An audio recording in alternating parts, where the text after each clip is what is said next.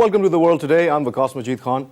Well, all eyes are fixed on the decision that was awaited from the International Court of Justice, and that has come out. And unfortunately, it seems that the Indians have taken the lead in this particular case, but that is not the entire story. We are still keeping an eye on this story as it's developing. For the time being, it seems that the stay has been granted on Mr. Kulbhushan's execution. But how this case is going to further proceed, we will see that in the coming weeks and months.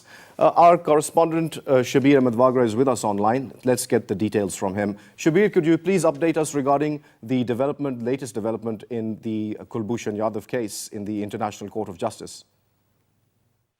Yes, Faisal. Yes, Waqas.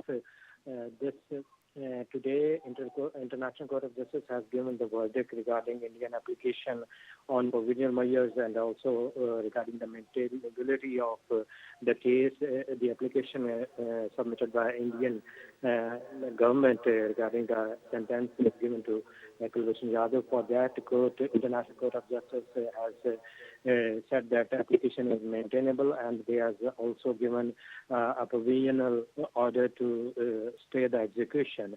And right now, just a few minutes back, we have got the official response issued by Foreign Office of Pakistan, and that response is given by Attorney General of Pakistan, in which Attorney General has said that this interim order which has been issued by International Court of Justice has stated that by way of provisional measure, the status quo be maintained in the case of Commander Yadav.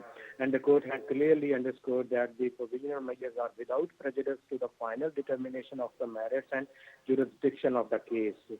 And he also replied to the questions raised by different segments of the society that why Pakistan attended this particular hearing. So Attorney General said that Pakistan attended this hearing out of its utmost respect for the court and pursuant to the established jurisprudence that the challenges to jurisdiction can be made via appearance and not by abstaining from the process. And he also said that Pakistan attended because of its conviction that the only way to resolve all outstanding issues is through peaceful means. And he said that India has no substance in the case and Pakistan is determined, these are the words used by Attorney General, Pakistan is determined to fight this case and take it to legal end in International Court of Justice. So this is the latest response by Pakistani side on this particular verdict given today. All right, thank you very much, Shabir Ahmed Wagra, our correspondent, talking about the developments in the Yadav case. We're going to take a short break, and when we return, we're going to talk about OBOR and also CPEC and the importance of connectivity in that, so stay tuned.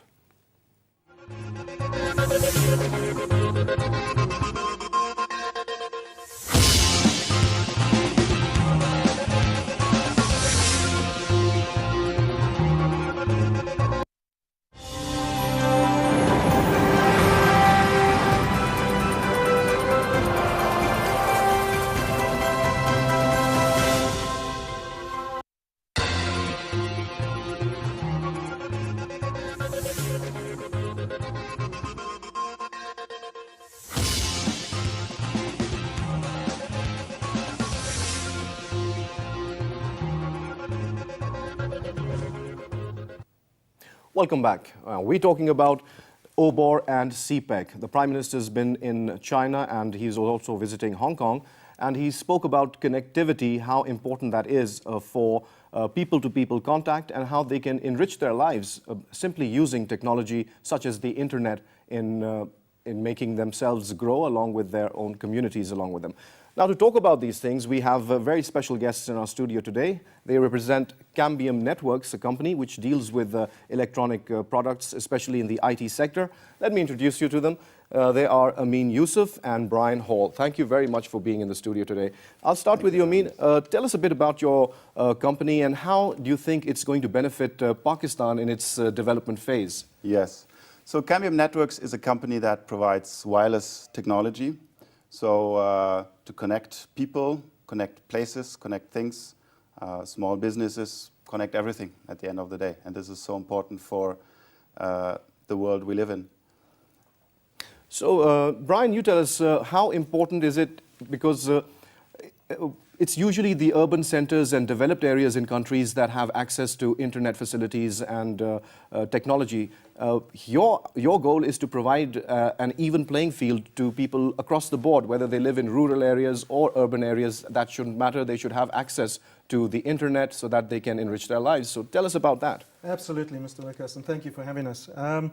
We see that and it's across the globe. In the urban areas, they are the first people to have broadband access and high-speed internet access. And that's what creates this development. And we have what is called the digital divide. Those that have broadband access and those that don't. And typically, those that are lacking are in the rural areas. And the main reason for that is because it's very difficult to provide connectivity out there with fiber optic cable, etc. It becomes very, very expensive. And this is where technologies such as ours, wireless broadband access, can reach those remote areas and actually provide this connectivity to schools, to hospitals, and actually enrich the lives of people that are out there. Small businesses can start by becoming online, joining the digital age, and really raising their profile. And it's very interesting to see the Minister has got a very strong agenda for Digital Pakistan 2017, and Pakistan is really pushing forward on this. And Cambium Networks has a lot of experience in other regions of the world in doing this, in bringing this. And there's a lot of very solid wireless technology out there that can link these people together. So share with us some stories of connectivity that you were involved in the regions that you've been working in, because this is you're just entering the Pakistani market, it seems. So tell us, share your experiences with us of how you've been able to benefit the lives of people across the board. Yes. So connectivity in rural areas is a topic in every country. And you would be surprised that in countries like, I'm from Germany originally. In Germany, this is a big topic. I just read an interesting story about a person who runs a hotel in somewhere really in a very rural area in the mountains, disconnected from everywhere. And it's a real challenge for him to get connectivity. And he got an offer from the local ISP, internet service provider, for a very high amount of money. It was €1 million to get connected. And for him, this is very vital for his business case, his bookings, his everything depends on internet connectivity. So what we see, it's more than a technology thing. It's a socio-economic factor, and there's a lot of research about broadband penetration in a country and actual economic growth, GDP growth, and it can be hindering the development in a country if you don't push this forward. And the government, as my colleague Brian said, the government in Pakistan is pushing a lot for this. And this is why in Cambium Networks, Pakistan is very high on our agenda, because we can see this is what we do falls on a fertile ground. So okay, let's connect that to the progress that is now taking place in Pakistan. We are embarked on a huge venture for developing infrastructure all along the length and breadth of Pakistan, and there are lots of areas that are off the grid, are not connected. So how do you think your company can actually help the Pakistani government in achieving its goals when it comes to working with the CPEC and in the construction of roads, networks, and also connectivity all around? Yes. So CPEC, and I've seen that, I've been here for a week, it's in the news everywhere, it's a big topic, and CPEC has a challenging agenda. And the beauty of our technology is it can be deployed very fast. So one thing where it really helps, as opposed to other technologies, for example, fiber, if you bring a fiber to somewhere, it takes a lot of time. You have real estate issues, rights issues. Wireless can be deployed very fast. And tell us a bit about that. In fact, let's listen to Brian. Brian, if you could explain to us how this wireless technology works, because what is the hardware involved? Do you need to put up towers like the mobile phone companies and so on and so forth? What does it entail? So typically, fiber will end somewhere. Fiber always has to end. There's always an end to that. And that is where we come into play. At the end of that fiber point of presence, as they call it, a POP, we would create a tower, or a customer or a service provider would create a tower, and that tower would beam the radio signal out, very similar to the GSM type scenario, but at very, very high speeds. We can achieve very high speeds and very long distances. The longest distance we've achieved is 246 kilometers, direct line of sight, linking different areas together. But the reason for that you need the high speed is because you want to provide not only data, but it's also voice and video.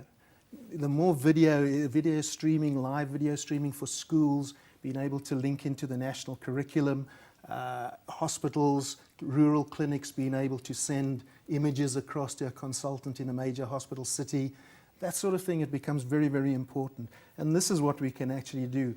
Recently, Pakistan has some very, very tough challenges environmentally wise. The rugged mountains that you have, to connect people in the villages that are so remote in those mountains is very difficult. Yeah. And recently we've connected 150 villages in Nepal. Very similar, rough terrain, difficult to get, but suddenly they can access medical, their healthcare, and the education for the local villages. So it's a really important thing. And from our perspective, it's very interesting. Our company mission is connect the unconnected. And actually, those words are quoted in your digital documents that your ministry has put together. There's a lot of synergy there. So it's a complete win-win situation that we see developing over here. Another very important aspect in Pakistan is low literacy rate. So how can this technology actually play a role in educating people? Because not only do we have a low literacy rate, but we also have a problem with the resources. A lot of those rural areas that are far-flung, underdeveloped areas, they don't have the resources. Maybe they don't have electricity, in the abundance that is required there. So how do you think about overcoming these challenges that you find in Pakistan? Well, connectivity starts very early. So it'll go to primary schools, it'll go to nurseries, kindergartens. Kids will be educated with technology, and they will, kids in early days, they will start playing with computers. And as you say, there may be a low literacy rate and lack of access to resources, but it'll start in some central locations. It'll start village by village, so it has to be built. And you brought in the CPAC example that it resonates well. We could. The idea would be to start along the CPEC route, maybe, because this is the area where the economy will develop fastest, probably in Pakistan, along that road, because there's a lot of money, there's a lot of funding. And it's not just the road, actually. The road is an entire network. There's one main branch, which is obviously connecting China and Pakistan all the way to the Arabian Sea, but there are many other roads that are connecting the CPEC itself. So it's a huge project, and there are a lot of underdeveloped or completely undeveloped areas that are going to be developed as a result of CPEC. So we've already spoken about the relationship that this technology can have with remote areas and bringing access of the internet to those people. What happens next? Once we do provide them the access, how best can they utilize these technologies that you're bringing forward in enriching their lives? Brian, would you like to comment on that? Yes, I think it's a very vast solution that has to be put in place, and we are one part of that. We are the connectivity part of that, of bringing that connectivity to the village. At the back end of that, there are a lot of companies that are working on data content, providing content to actually push out. There's a strong push to, for Urdu and local languages to create the content for that, learning content that can be taken to these remote schools and actually taught in the classrooms. So it helps the teachers with resources by pushing that out there. Very similar on the medical front, same sort of thing. All the information that they need can come from a central resource. That isn't something that we do particularly, but it is part of a whole framework of things. We also provide a lot of what we do is security surveillance. Along these routes, right, there will need to be some sort of security surveillance, whether it's looking at number plate recognition, etc., etc. And again, how do you take those data images back to a central point and actually monitor so that you can have, a secure country, which is where Pakistan is actually going. That's absolutely correct. In fact, security is a top priority of the government, and especially when the CPEC is being made, we don't want it to be damaged by miscreants, which is also, one of the CPEC is a huge target for miscreants, as you've seen. Anyway, we're moving forward, sir. Let's talk about the aspect of providing equal opportunities to those people who are living in far-flung areas. How do you think that's going to translate into, for example, a person who's living in a far-off village and is producing a certain service or good? How can he then further maybe expand his business using this technology? Is that going to be possible? How is he going to be able to do that? Absolutely, yeah. Let's take the example I mentioned about a person who's running a small guest house, maybe 6 rooms, 8 rooms.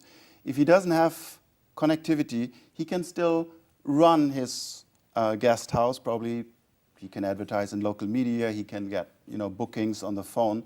But once he has access, and we're talking about broadband access, so he has a real, he has speed at home, he can get himself hooked up to booking system, for example, booking.com, hotels.com. He can get a lot more resonance, Right. a lot more feedback. Absolutely. That could be a typical example for small, medium business that can benefit from internet connectivity. Another very interesting aspect that you mentioned was gender equality. How can your technology play a role in providing a platform for gender equality, which is a global issue as far as I'm concerned? So do you think it's going to work in that? Brian, would you like to? I think yes. I think the more that everybody has access to information, be it males and females, everybody needs the same access. And there is a very large rural population. There's, to take that information across the board and let everybody have access to it can only benefit the country.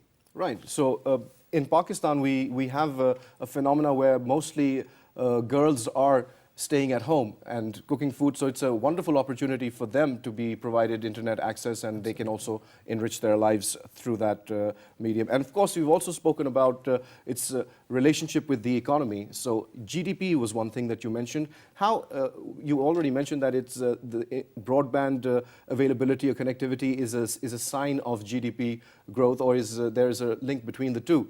How do they affect each other in increasing their significance? Right. So there's a lot of research around this. So there's a correlation that says, and there are graphs. If you look at, macroeconomists are looking at that. If there's more broadband penetration in a country, the economic growth is increasing, and GDP output at the end of the day, it's nothing else than the sum of everything that is produced, all the services, all the goods. And you can find probably thousands of examples where... You see, my question is that whether it is the GDP which affects connectivity or internet penetration, or the other way around. You see, whether it is, what I'm trying to say is, if a country is rich enough and has a very large GDP, then they have large internet penetration. Is it the same? I mean, if you have a large internet penetration, do you think that's going to result in a large GDP? That is the question. Really. Yeah, it's a little bit a chicken and egg question here. But I think both can be a cause and both can be a consequence. So do you think it's a catalyst in terms of... Absolutely, it's a catalyst. Absolutely, it's a catalyst. And it's a reciprocal relationship between the two. Absolutely. For example, if you take new companies, for example, startup companies, there's a startup scene, right? For a startup, it's impossible to be in an environment where there's no connectivity, right? For a startup today, whatever they do, if they do, internet, graphic design or web page design, it's impossible for them to be in an environment where there's no connectivity. So it can help prosper the economy, but then it's vice versa as well, right? The economy can prosper the... Yeah. So internet penetration is actually a symbol of a country's wealth, and overall, if you actually invest in internet penetration, then that will also in turn help the GDP to grow, because it will give more opportunities for people to do a lot more. Absolutely. So, okay, that's a good point. That's well taken. Also, talk to us about the disadvantages of this technology. Are there any as such, or do you think, is there any health hazard associated with these technologies? For example, we hear that these mobile towers are not good for your health and things like that. So is there any of that aspect? No, there are no health issues. We work at a much lower, what we call power rating than some of the mobile towers, etc. There have been studies done on Wi-Fi, for example, many studies across the world. There was a lot of concerns on the Wi-Fi front, but there is nothing to say that there's no scientific proof. There is nothing that has come out over all the many years to point in that direction, not at all. All right, so tell us about your vision. When you come to Pakistan, what exactly do you see the opportunities for your company? How can you help Pakistan develop, and at the same time also develop your own company at the same time? I think it's a great time in the Pakistan economy for wireless broadband access. There is this desire by the government to include everybody, to cross this digital divide and get everybody online. We are in a fortunate position that the equipment that we provide and we manufacture enables us to do that. And it's really exciting to see when you connect a rural school, you connect agricultural fields back, and people can start looking at prices of their goods online and start seeing what's the weather, how's that going to affect me. There's so many socio-economic factors that actually uplift the country, and it's satisfying, it's really gratifying to see that when people say, this is what I've done, this is what we've, it's really exciting. So there's no downside to it at all. Is that the way we should look at it? I think it's a very exciting time for everybody. Excellent. All right. Now we have this the challenge of digital divide. We've spoken about that and how your company can actually help in bridging that divide. In your opinion, I mean, how soon do you think this technology is going to start taking root across the world? Because as it seems to be a very useful technology, and as you've mentioned, how long do you think it's going to take for most of the world to actually adopt this technology? It depends a bit country by country and region by region. But for example, the Digital Pakistan 2017, the initiative that is in place here, foresees that every Pakistani citizen is connected by 2020. That's not very long ago, not very long ahead, 3 years from now. And it is challenging. It might not be 100%, but it might be 90%, and the last 10%, the last 5%, the more you get to the 100%, the more difficult it is. I personally believe within the next 10 years, let's say, everyone will be connected one way or another. So it'll take some time because some regions are really difficult. Some regions, some countries don't have the initiative from the government. See, that's an advantage that Pakistan has.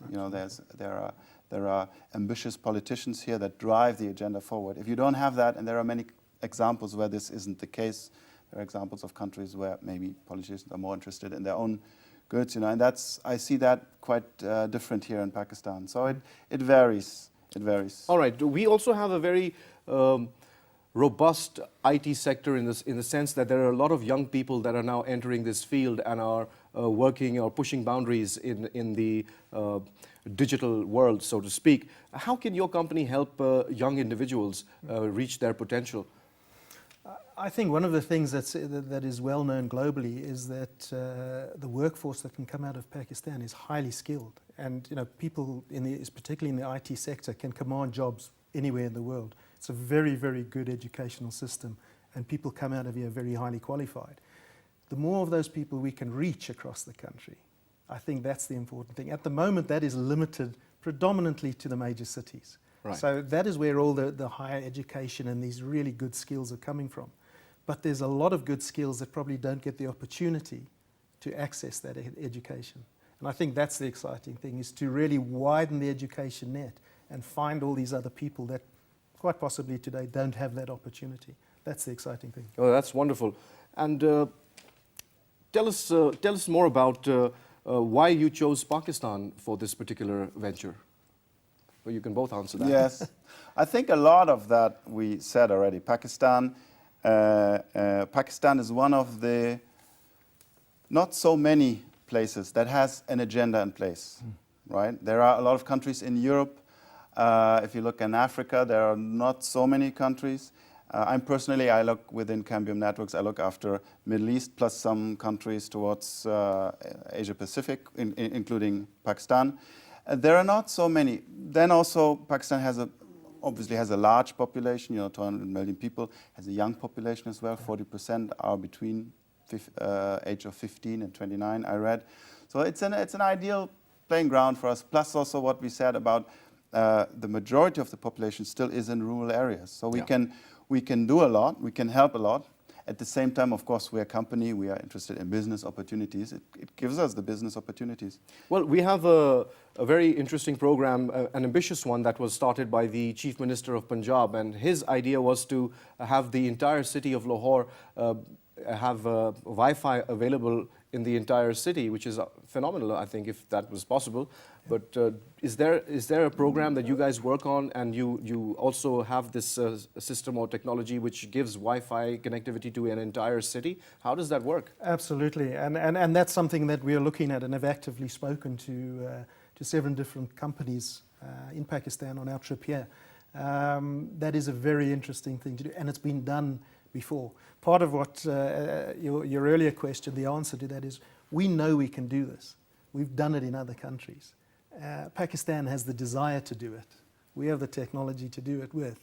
It's a very good fit. But coming back to the Wi-Fi hotspots across the city, absolutely, that is, we are in that market space. We sell Wi-Fi hotspots, and we work with local providers who provide the internet connectivity and then can provide that access to the citizens. And that opens up, again, a whole nother raft of opportunities. E-commerce, it opens up e-government, where the municipalities, you can pay online. It opens up so many different things. Absolutely. Yes, it is quite a phenomenal project, what I've learned from you. I wish you all the luck, and I hope that it's a roaring success for both you, your company, and for Pakistan as well. It's a win-win situation. Well, thank you very much, gentlemen, for taking out the time and being on the show. Shukriya. Well, we're going to take a short break over here, and when we return, we'll talk about the latest happenings in Pakistan and around the world. So take a break, we'll be right back.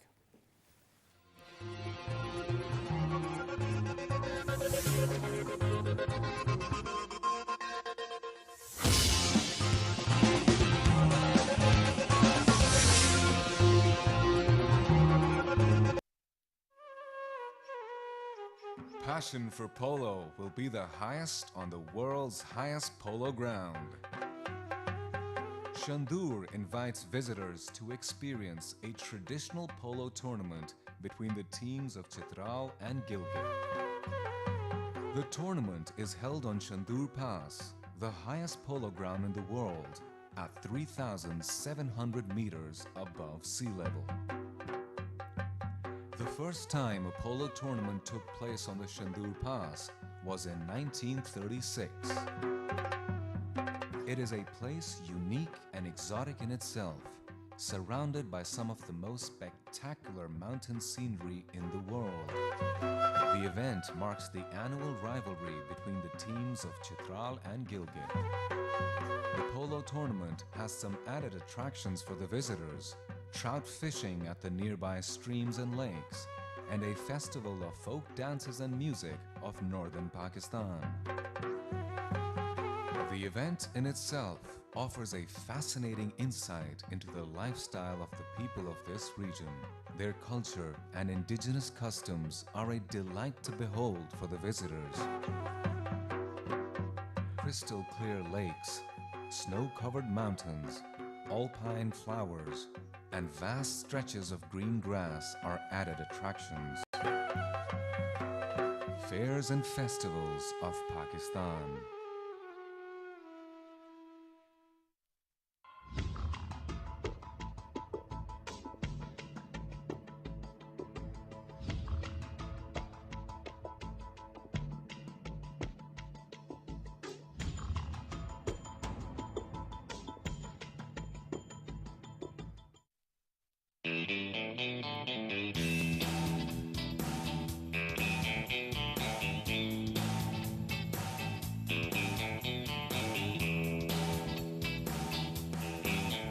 Tent pegging is an equestrian sport practiced in many countries around the world. Wooden targets are placed on ground at a specific distance, and players wearing traditional dress and turban have to run their horses and try to hit the target and pick it up with a lance. Target missing is considered as a failure. Tent pegging is thought to have originated in the subcontinent. Historians say that mounted soldiers would gallop through enemy camps, removing the tent pegs with their lances and swords. They would be followed by more mounted soldiers who took advantage of the surprise and havoc caused by collapsed tents and a confused enemy. Today, tent pegging is practiced around the world, but is especially popular in Australia, India, Israel, Oman, Pakistan, South Africa and the United Kingdom. The Olympic Council of Asia included tent pegging as an official sport in 1982.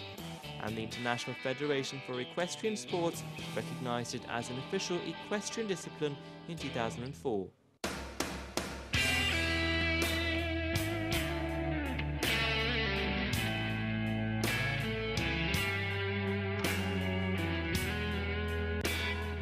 After independence of Pakistan, the game came under clouds because of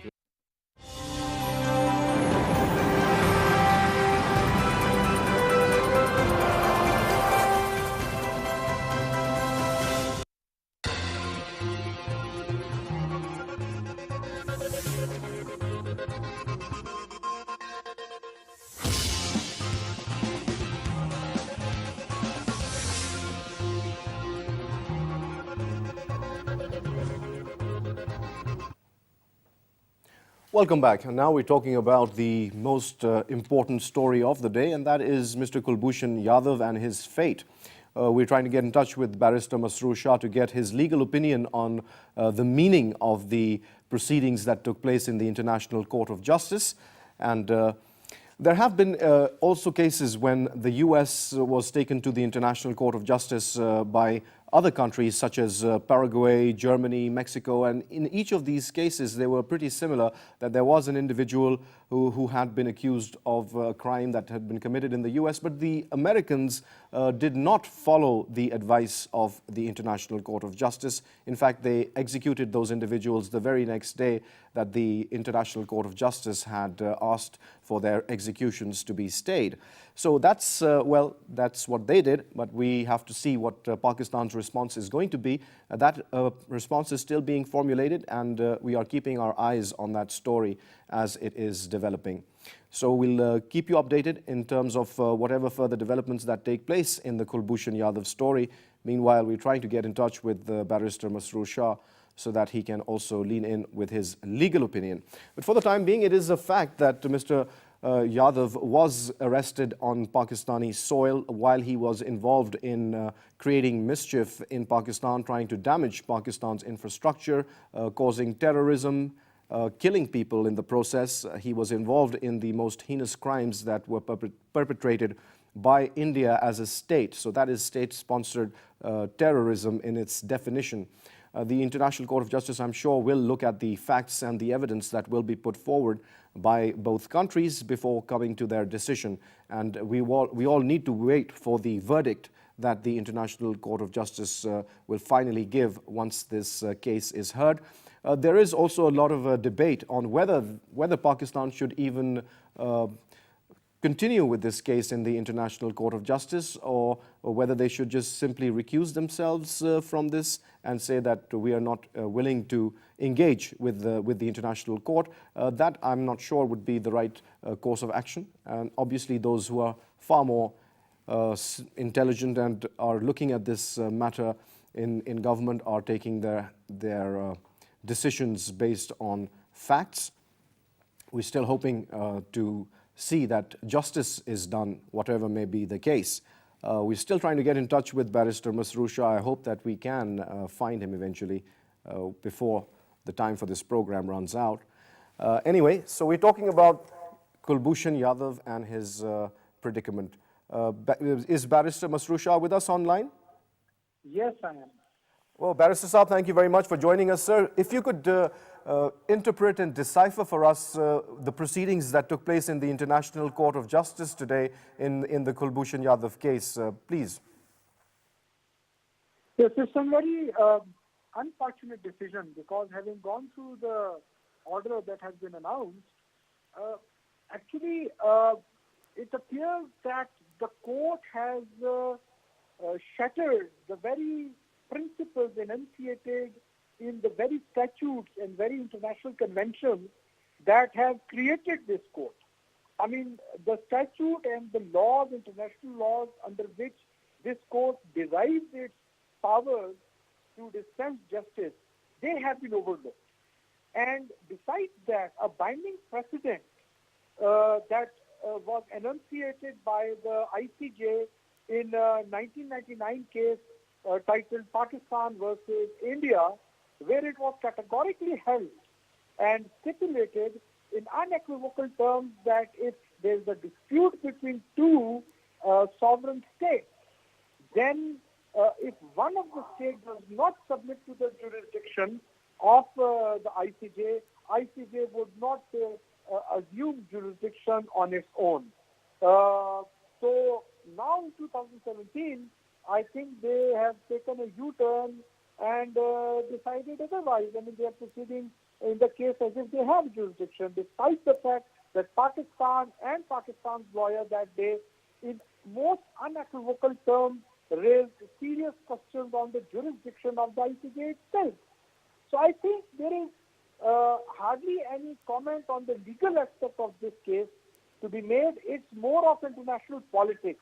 I think the judgment is overwhelmed, influenced by international politics rather than the principles of international law in this case. A very interesting point, Barrister Saab, that you've raised. There were these articles, Article 1 and 36 and 73 of the Vienna Convention that were also mentioned. If you could share with us what those articles mean, what do they entail? Okay, now, I think the court and the Indian side, I think they are trying to hoodwink the world by bringing in Vienna Convention for two reasons. As far as the consular access is concerned, there is a convention on consular access. But for that, the person in respect of whom consular access is sought, he either would have traveled to the country, say, in case of Yadav, he would have either come here to Pakistan on a visit visa for sightseeing, or business visa, or to attend some family member's wedding or whatever. Or even if he would have been a refugee, then the UNHCR conventions would have applied and he would have got all the rights of a refugee. Or even if, like in his case, he's an officer in uniform, he crosses the international border and enters Pakistan, then, and he gets captured, then in order to claim rights as a prisoner of war, India, the prerequisite is that India must declare a war in Pakistan first.